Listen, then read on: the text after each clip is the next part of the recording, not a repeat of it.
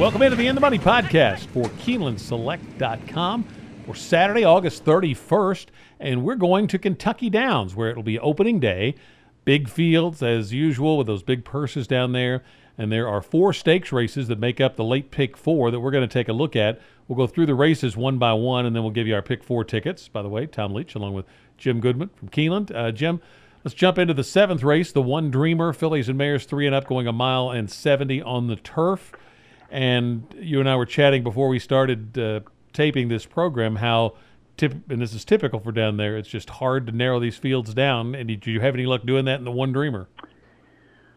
Well, probably better in this race than the other 3. I like 4 horses here. I like Lamari a lot for Brad Cox. Brad does well down there. Florent Giroux knows how to ride that racetrack. And this horse got beat by Hanalei Moon, which is another horse that I like, last time out at Indiana at 1-2.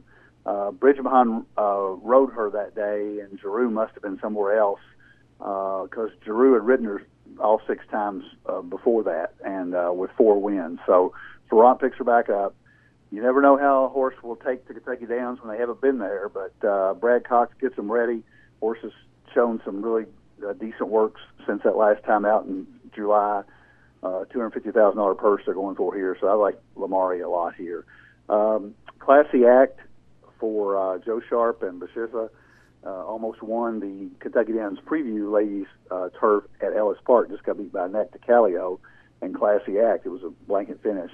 So Classy Act finished 2nd. Smart Emma finished 3rd. I also like Smart Emma in here, so that could turn out to be a key race for this one. And then Hanalei Moon, the other horse that I mentioned, the 7, had a bad start last time out in that race at Ellis Park. But if you go back, she beat Lamari at Indiana in a $100,000 race. Cassie loves this race meet too. So those 4 horses there are my picks. I would take Lamari on top with the 4-7-10. Stave intrigues me a little bit.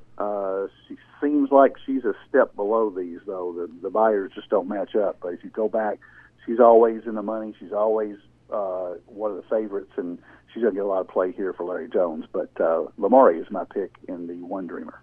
Yeah, I'm on the same group of horses that you are. I just took a different one on the win end, and I admittedly getting seduced by the price of 8-1 on the morning line on Hanalei Moon.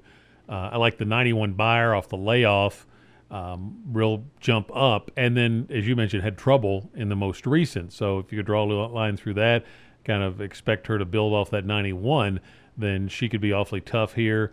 I think it's always noteworthy to look at those trainers that have done well here in the past. Horses, certain jockeys. I think you mentioned Cox and Giroux, Cassie, Asmussen, Maker. They all, Maker in particular, have done really well at this meet. I think Julien Leperoux rides this course well.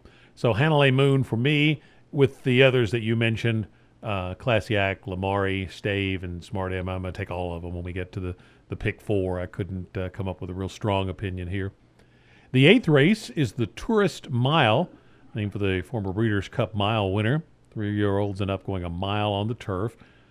I went to the inside, and Snapper Sinclair in here. This horse won at Kentucky Downs real impressively as a 2-year-old, and seems to now be rounding back into that form that he showed as a 2-year-old and early as a 3-year-old. I mentioned Leperoux in this course. He picks up the mount here.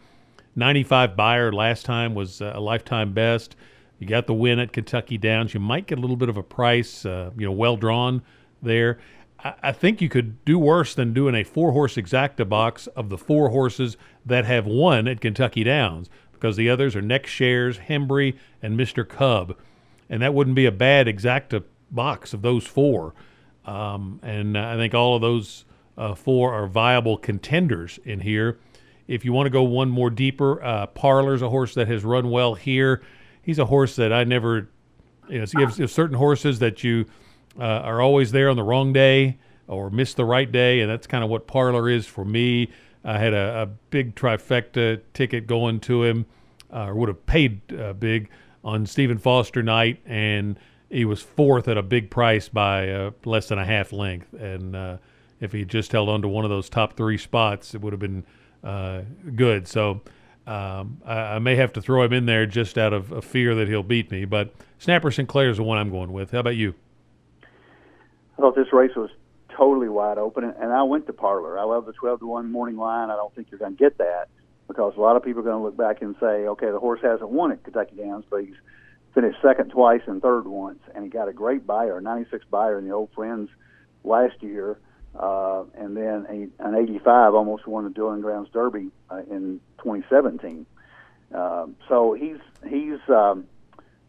right there every time. He always fires. I remember that race on the Wise Dan at Churchill where he got fourth, got beat by half a length for all of it at 33-1. So I could hear you crying all the way to my house that night.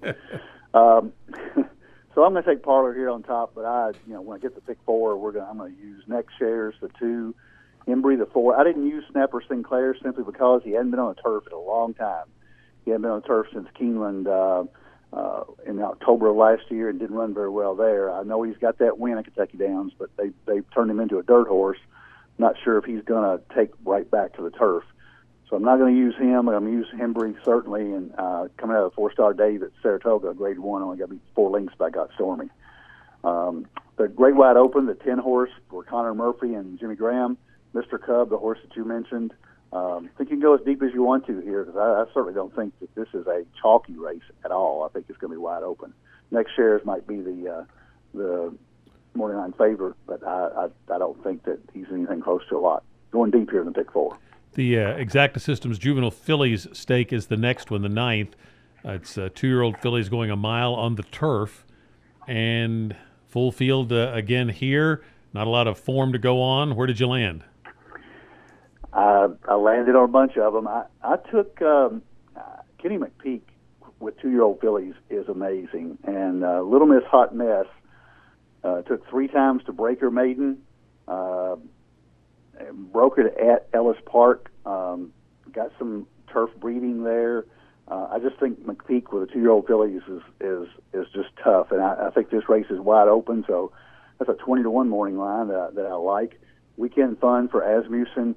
Jezebel's Kitten for Cox and Giroux. I hate to pick them every race, but it seems like they're live every race. Sunset Promise for Mike Maker. 10-horse Lemon Scat for Dale Romans, who's also good with 2-year-olds. And Fly So Pretty with Mark Cassie. All of them have a shot. If these morning lines hold, I'd certainly take a flyer on Little Miss Hot Mess with Kenny McPeak at 20-1. I hope I've got the winner among those when I pick 6 horses. That's exactly what I'm going to use in my pick 4. But Little Miss Hot Mess, I might do an exacta with Fly So Pretty on the outside that won that maiden race at Saratoga, and they're shipping her down to Kentucky Downs for the big money. So maybe a 412 exacta box.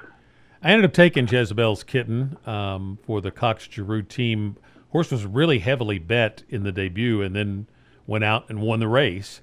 And now second lifetime start into a stake with a big purse. So that suggests confidence. And I'm going to take a stand with that one for the win pick. But as far as the pick 4, I'm going to go a little deeper here too. I like Fly So Pretty on the outside. I like Sunset Promise, the 10 a little bit.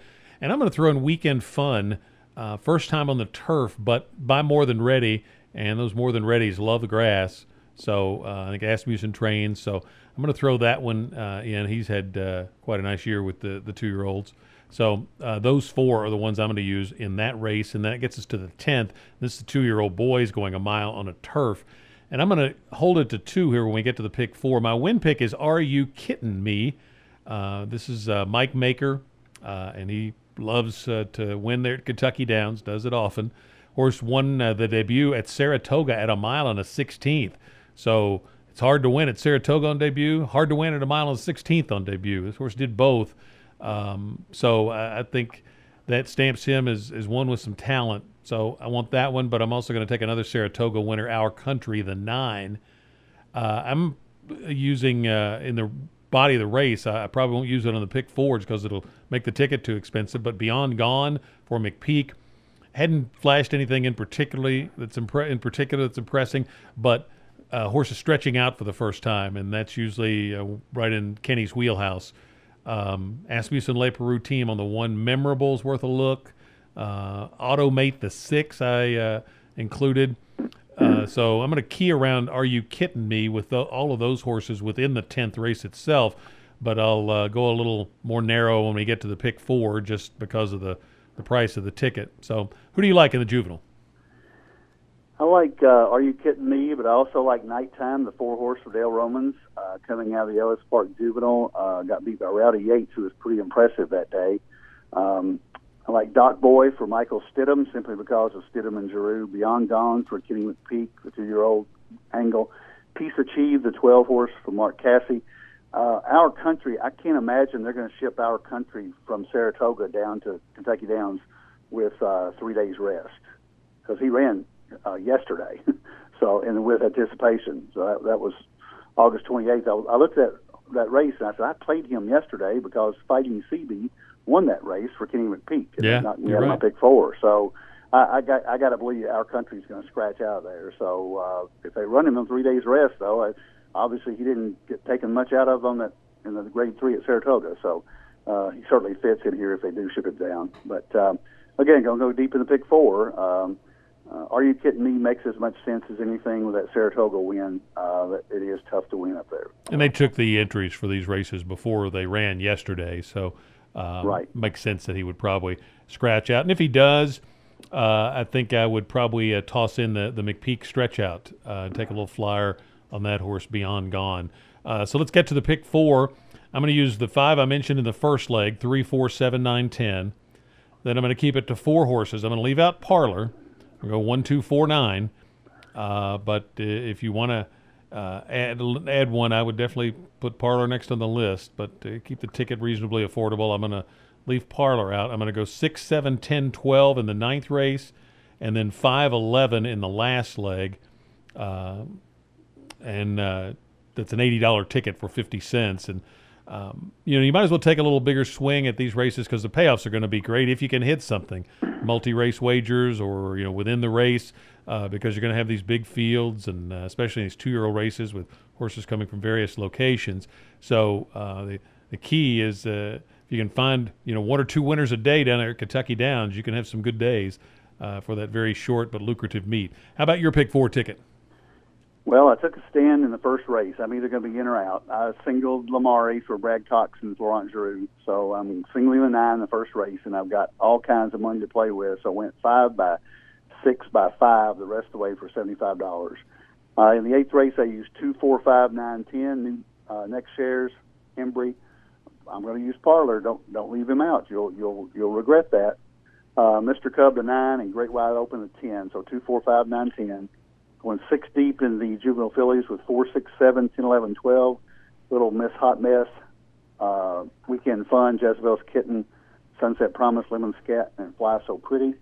And then I had Our Country in there in the last race. I took him out. I can't imagine they're going to bring that horse back from 3 days rest. So I used 4, 5, 8, 11, 12 in the last with Nighttime, Are You Kidding Me, Doc Boy, Beyond Gone, and Peace Achieved. So my ticket is 9 with 2, 4, 5, 9, 10, with 4, 6, 7, 10, 11, 12, with 4, 5, 8, 11, 12 for $75.